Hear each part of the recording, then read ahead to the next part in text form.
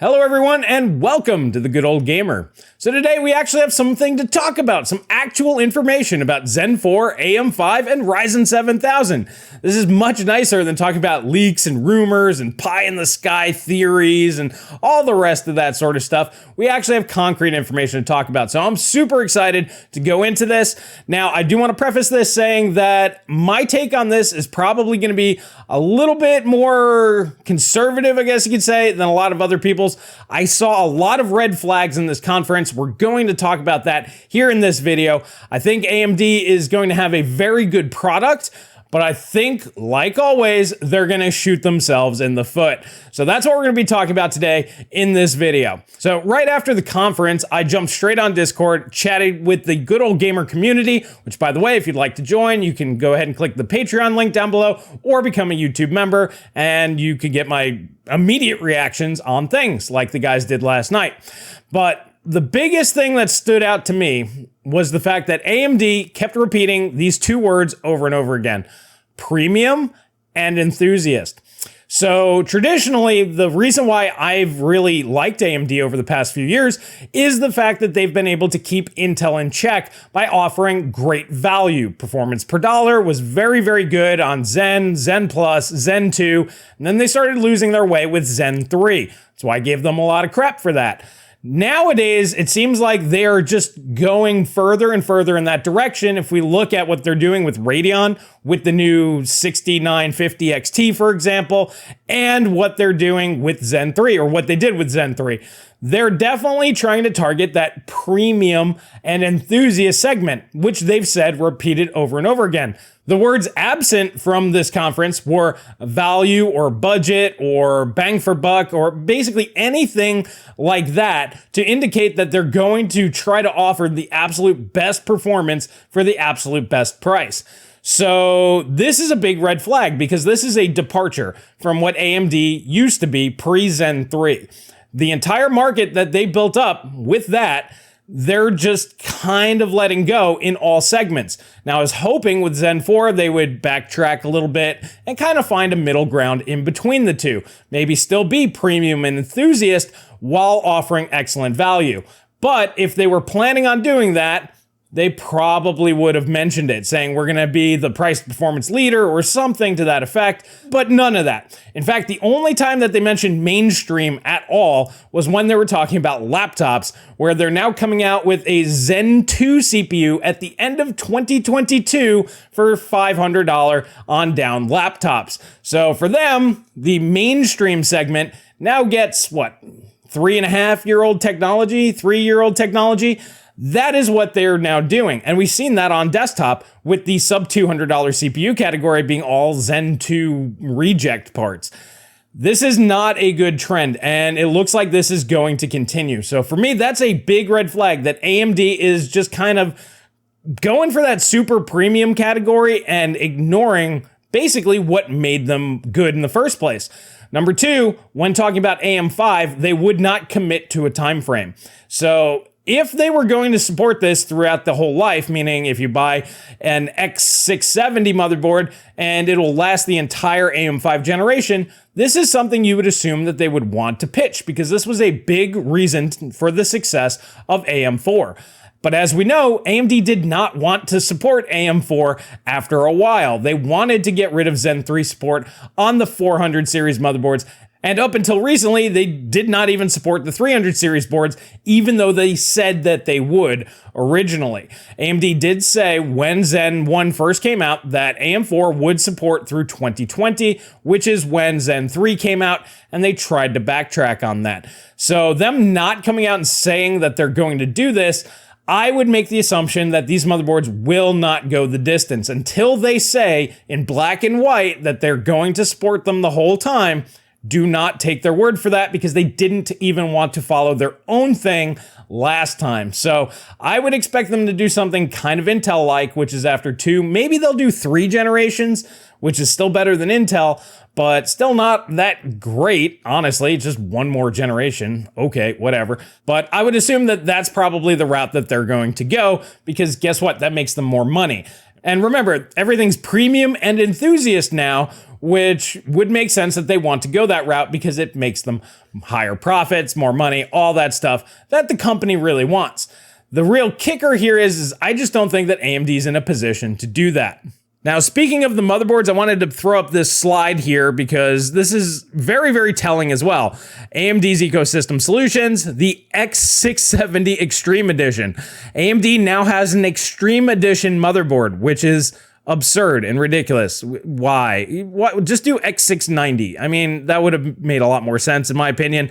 But no, it's got to have an X in there because marketing, I guess. Extreme Overclocking. So this is the one they're going to be targeting for the high-end enthusiast, the premium models, like they were saying, and PCIe 5.0 everywhere. Okay, so that means it's going to have PCIe 5 for the express slot for your GPU. It's going to have the NVMe as well. Now, if you don't want to spend more money on the motherboard, what do you lose? Well, in this case, you still get Enthusiast Overclocking. What's the difference between Extreme and Enthusiast? Well, they did mention these will have better VRMs, but realistically, just like X570, some of the boards are better than the cheaper ones, but they still have the same name. So I don't know. Maybe they're just trying to segment there. If you want to give them, cut them some slack. And then PCIe 5.0 storage and graphics asterisk, meaning graphics are optional, meaning you may only get PCIe 5.0 storage only and 4.0 on graphics. So that's really stupid for them to kind of cut that up. Just say it's either 4.0 or 5.0 and make this easy for everybody to understand what it is you're actually buying when you buy a chipset. So they're already cutting down the X670 to try to push people up to this thing. And then you have the B650, which is actually very egregious, and I'll talk about that here in a sec. Mainstream price points, which, well, whatever. That just means it's not going to be over $200. All right, that's good, I guess. And then PCIe 5.0 storage. So no PCIe Gen 5 express slots on the motherboard, only for storage. And then what's conveniently absent is any mention of overclocking. We have Extreme Overclocking, we have Enthusiast Overclocking, then just crickets, nothing. Not mainstream overclocking or memory overclocking, nothing. We have no idea what this thing is actually capable of. So looking at that, what this looks like to me is the X670 Extreme Edition is the real replacement for X570.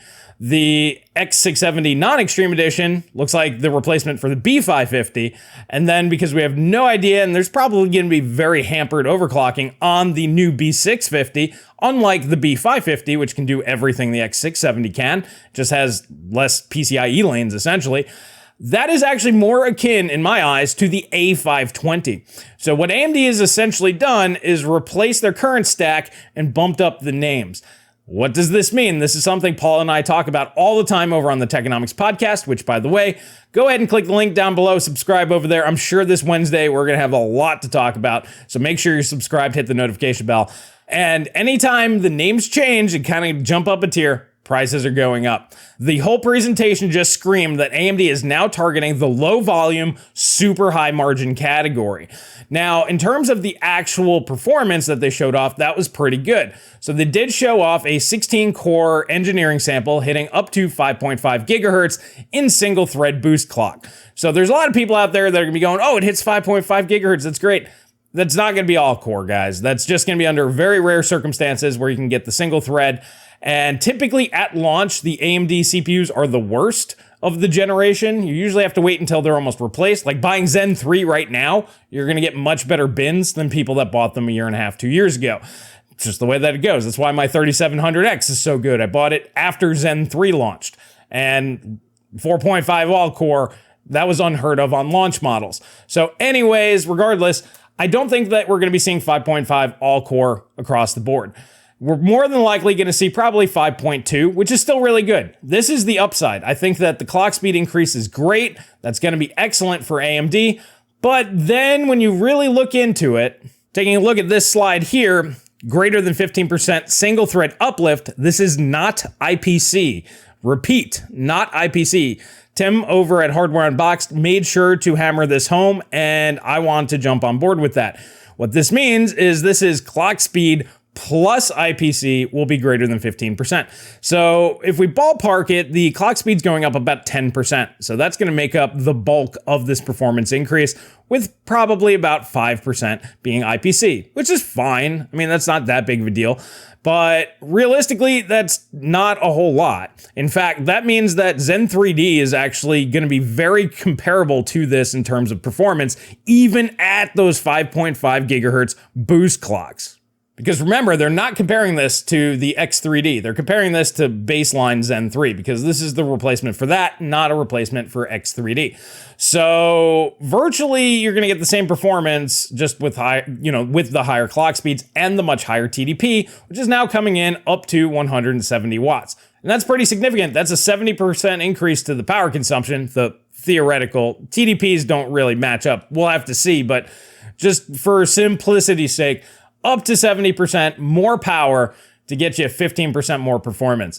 This is, it's just not looking too good. To me, that just screams like what Intel did with the 12900K, which a lot of people just didn't like. They didn't like the fact that they pushed the power so far, and that was a big negative on them.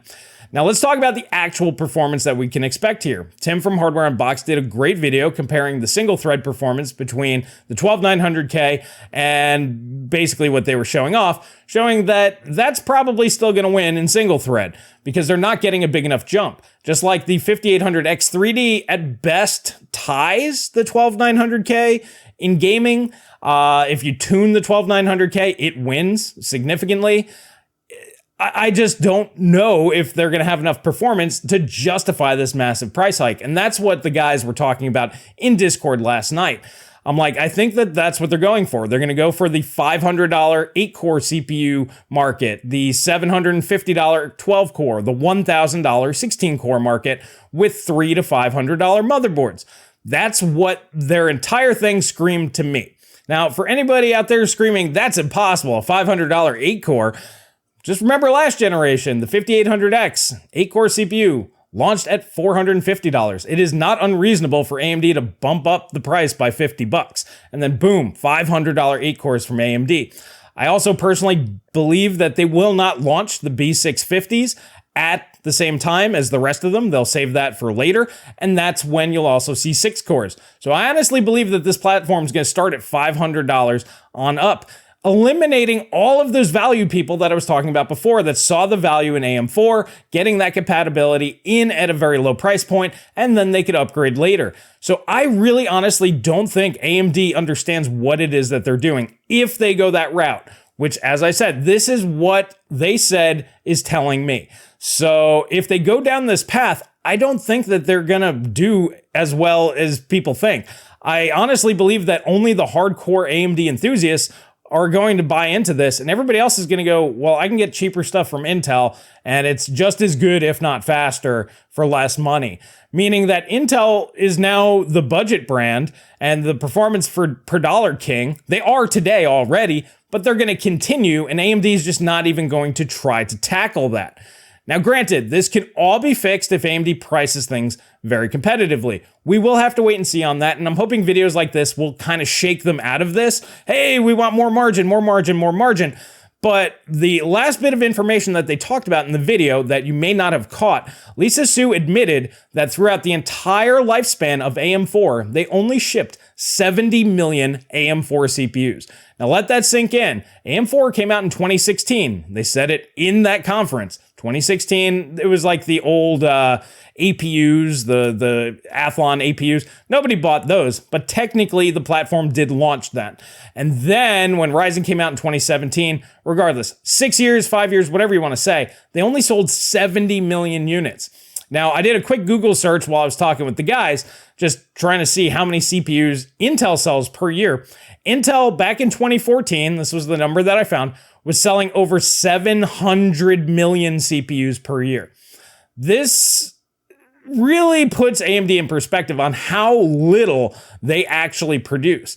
And as a company that just simply cannot supply a market of this magnitude, does it not make sense for them to chase after those super high margins? I think in some ways, you know, the bean counters over there at AMD, they go, yeah, let's just make, you know, 2, 3, 4, 500% margin on our stuff. Yeah, I really just don't know what AMD is thinking. Personally, I hope that they turn it around. Maybe they come out with a $300 8-core. Maybe the motherboards start at $150 instead of $200 or $300. That would be fine. That'd be great. And then I'd be like, okay, glad I was wrong and we're good to go. But literally nothing in this presentation suggested that. At no point in time did they seem interested in the value mainstream segment at all. Like I said, they barely touched on it with laptop, and they're coming out with 3-year-old technology for laptop for mainstream. Whoopity-doo. So yeah, things just aren't looking good. I don't think that AMD is going to be considered a real competitor to Intel moving forward. I already don't. With things like the i3-12100, AMD simply can't compete. The i5-12400, they have the 5600, but that still loses by a mile. It's just not competitive, and it still costs more money. So they're already not competing in the segments that make sense for most people.